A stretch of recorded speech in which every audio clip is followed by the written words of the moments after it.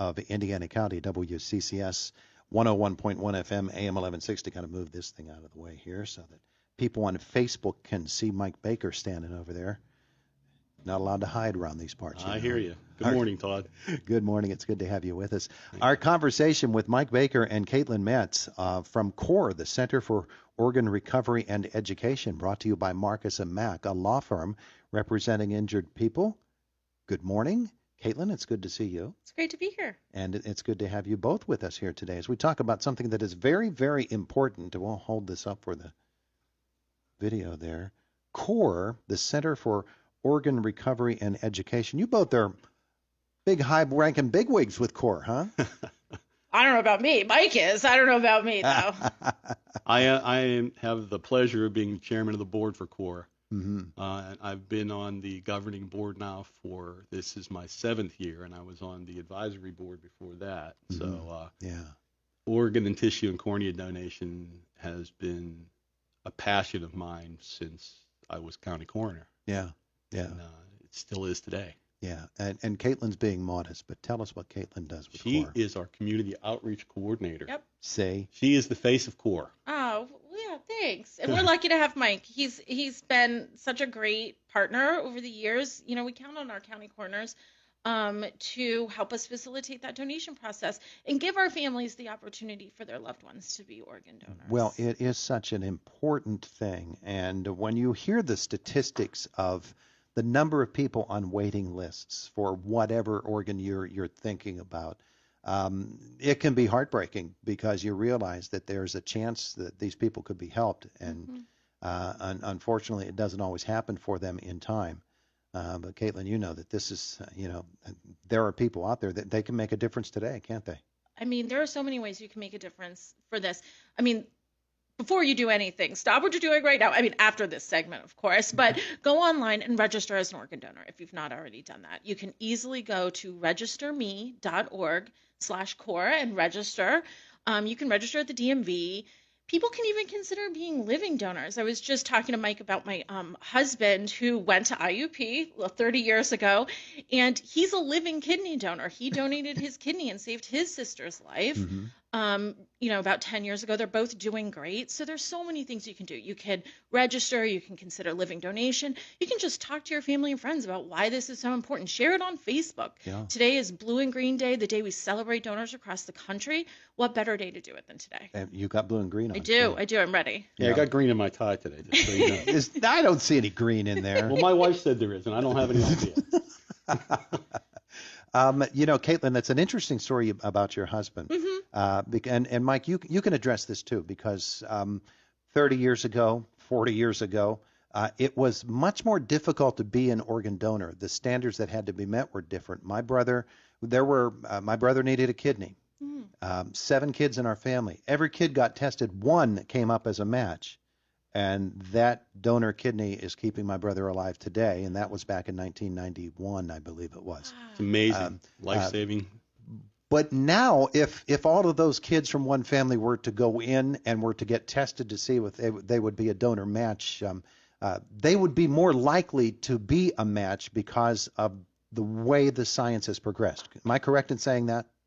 Well, you're correct in saying that there's much more likely chance that your brother, you said, got a transplant because of their generosity. So now we have all of these things like kidneys exchanges, kidney chains. You can donate a kidney now for somebody who might need it down the road, and it could go to somebody else, and then that person's loved one could donate to somebody else. In the end, it all comes in full circle, and it benefits. So, back in 1991, we didn't have things like that. So you guys are so lucky that you had a sibling who was a match. It sounds like a pretty good match, It sounds amazing. And today, you guys all could have signed up, and even if you weren't a match, one of you could donate to benefit your brother, if that makes any sense. Yeah. Mike, from your work as a coroner, of course, you come into some very, very serious and very sad situations.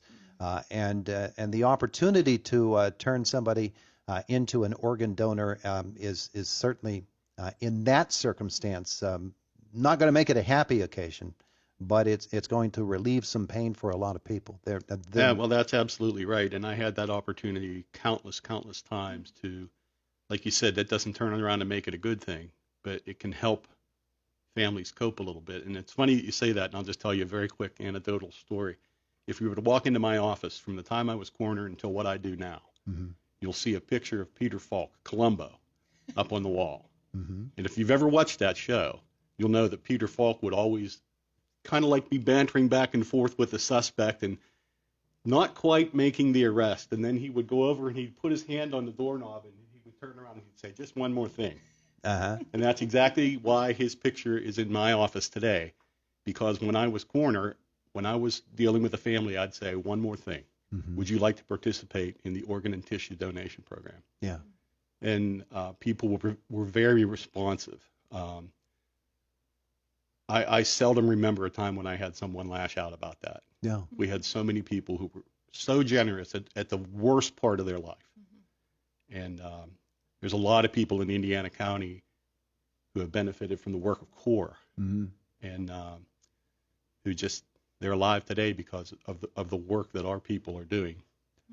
When we think about organ donation, tissue recovery, all of those different things, we tend to think of the big ones: a heart transplant, Yes. a kidney transplant, a liver transplant, all of those different types of transplants. Mike mentioned corneal transplants. Katelyn, there are so many other things that can be donated and transplanted. So many other things. In fact, it's, while we encourage everyone to sign up and you're never going to be too sick or too old to actually become an organ donor. Don't let that stop you. At the end of the day, it's very rare for someone to pass away in a way where they can become an organ donor. Not so much for cornea and tissue. And that's where our coroner partners come in, offering our families that ability to have their loved one live on in cornea and tissue donation. So if we're thinking about that, that means, donating somebody's corneas to make other people see. I mean, imagine giving sight to somebody is the last thing you do on earth. Tissue donors, there are so many things that are good that come out of tissue donation. For example, breast reconstruction after a mastectomy. Mm-hmm. In order to do that surgery, you need the generosity of a tissue donor. How about soldiers returning from overseas who have prosthetic limbs? In order to help with those joints of the prosthetic limbs, you need a tissue donor. There's so many wonderful things that tissue donors can offer in terms of life healing gifts that are so special. Mm-hmm. We're so excited to be able to give those donor families and donors that opportunity to and that legacy. I hope that when I go, I get to do that for somebody else. Absolutely. This is a special month for organ donation and organ recovery. This is National Donate Life Month, April. Donate Life Month. Absolutely. And it's across the country. Across the whole country, everybody's celebrating the gifts of organ, tissue, and cornea donation. When you walked into the room, you handed me the 2021 report. I'll hold this up in front of the camera as well so folks can see. I don't even know if they can get that, but some of the numbers that are there. Zoom in on that, boys and girls, and you can focus on that. But 2021 statistics, this comes from CORE. 699 lives saved, 99,000 plus lives healed, 325 organ donors, on and on it goes. And these are all people who recognized that this is more than just, it's not a sacrifice, it's an opportunity to give. It really is. And Katelyn mentioned something just a minute or so ago about sometimes people think, well, I'm too old to be an organ donor or a tissue donor. And and I will tell you that last year, CORE had 10 donors that were over the age of 75. Yep. And Katelyn, why don't you tell them the story about Cecil Lockhart? Oh, Cecil Lockhart, my favorite. His family. We're so close to his family now. Cecil, last May, became the oldest organ donor in history, and CORE was so excited to make that possible for his family. He's a World War II veteran. He's longtime coal miner, and at the age of 95, after he passed away, was able to be an organ donor. He saved the life of a woman in her 60s who is doing amazingly well today. And let me tell you, his family is just blown away by this. They are so excited that he was able to do this. It's given them such a long legacy, something to be so proud of. His great grandkids, they're little in elementary school, and they joke when you talk to them, their pap is famous because he's the oldest organ donor in history. And I think Mike had touched on that a little bit, and I didn't know this till I started working for CORE, but if you don't want to do it for somebody else, do it for your own family, because it just offers them so much comfort and healing and pride after you're gone. Absolutely. Okay, so let's go over some of the basics of organ donation. Organ donation can come while living. Yes, you can be a living kidney or liver donor. Come after you are deceased. Yes. And the mechanics of it are one thing that will be explained to you. If somebody wants to donate and they're not quite sure what they're getting into, how do we get the information to them that is going to maybe not convince them, but reassure them of what actually happens, what the process is? Well, you can go online at core.org. You can call us on the phone, 1-800-DONOR-7, and talk to us. We'll help answer any questions you have. I think the biggest thing to tell them, and Mike can definitely talk to this and agree with me on this as the expert, but that opportunity for organ donation only comes after somebody's passed away. Except when we're talking about living kidney or liver donation. But other than that, no one has to be worried that, their medical care isn't going to be good if they're signed up as an organ donor. Yeah, that's true. I mean, there are myths out there that, and if you go to core.org, those are dispelled they're dispatched very well. But I encourage people, if you get an opportunity, to go out to core.org, and there is a wealth of information for how you can become a donor, and what the process is all about, so on, what the benefits are.